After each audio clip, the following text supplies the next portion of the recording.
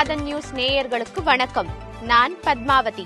தலைப்புச் செய்திகள். பொங்கல் திருநாளின் தொடக்கமாக இன்று தமிழகம் முழுவதும் போகி பண்டிகை கொண்டாட்டம்.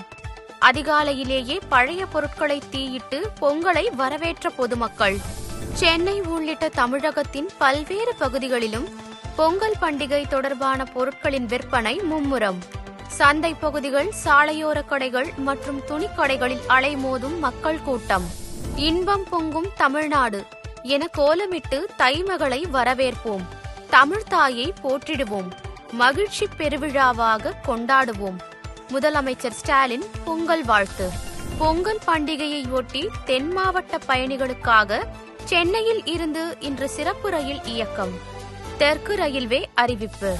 பொங்கல் பண்டிகையான நாளை அவனியாபுரத்தில் நடைபெறும் ஜல்லிக்கட்டு போட்டி. காளை உரிமையாளர்களுக்கான வழிகாட்டு நெறிமுறைகள் வெளியீடு. பொங்கல் பண்டிகையையொட்டி சென்னையில் இருந்து இயக்கப்படும் சிறப்பு பேருந்துகள். நேற்று ஒரே நாளில் 2,17,250 பேர் சொந்த ஊர்களுக்கு பயணம். மதுரை வட்டாரத்தின் பொங்கல் கொண்டாட்டத்திற்கு சிறப்பு சேர்க்கும் ஜல்லிக்கட்டு. அவனியாபுரத்தில் வாடிவாசல் தடுப்புகள், பார்வையாளர்கள், மாடங்கள் அமைக்கப்பட்டு களம் தயார். பொங்கல் பண்டிகையை முன்னிட்டு புகழ்பெற்ற கன்னியாகுமரி தோவாளை மலர் சந்தையில் 3 மடங்கு விலை அதிகரிப்பு. கிலோ 1,500 ரூபாய்க்கு விற்பனையான மல்லிகை 4,000 ரூபாயாக உயர்வு. துபாய் கார் பந்தயத்தில் வெற்றி பெற்ற நடிகர் அஜித்குமாருக்கு ரஜினிகாந்த் வாழ்த்து.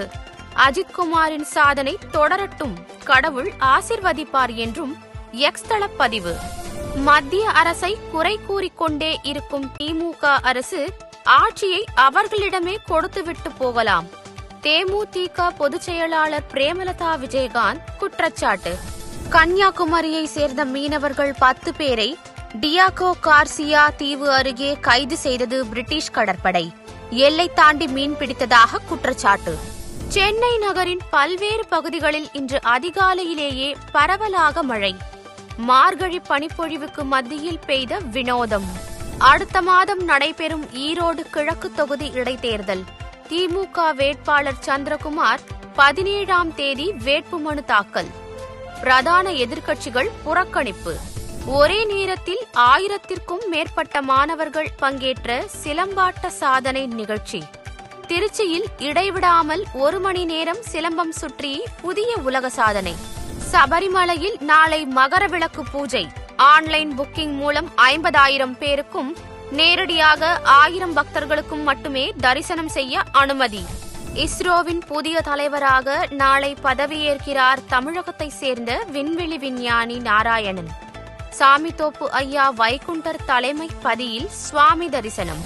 பொங்கலுக்கு முந்தைய நாள் நடைபெறும் பழங்குடியின மக்களின் பாரம்பரிய கம்பட்டராயர் திருவிழா.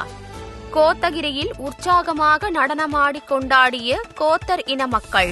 12 ஆண்டுகளுக்கு ஒருமுறை நடைபெறும் மகா கும்பமேளா உத்தரப்பிரதேசத்தில் தொடங்கியது. 35 கோடி பக்தர்கள் வழிபாடு செய்ய பிரம்மாண்டமான ஏற்பாடுகள். சென்னையில் ஆபரண தங்கத்தின் விலை சவரனுக்கு 200 ரூபாய் உயர்ந்தது.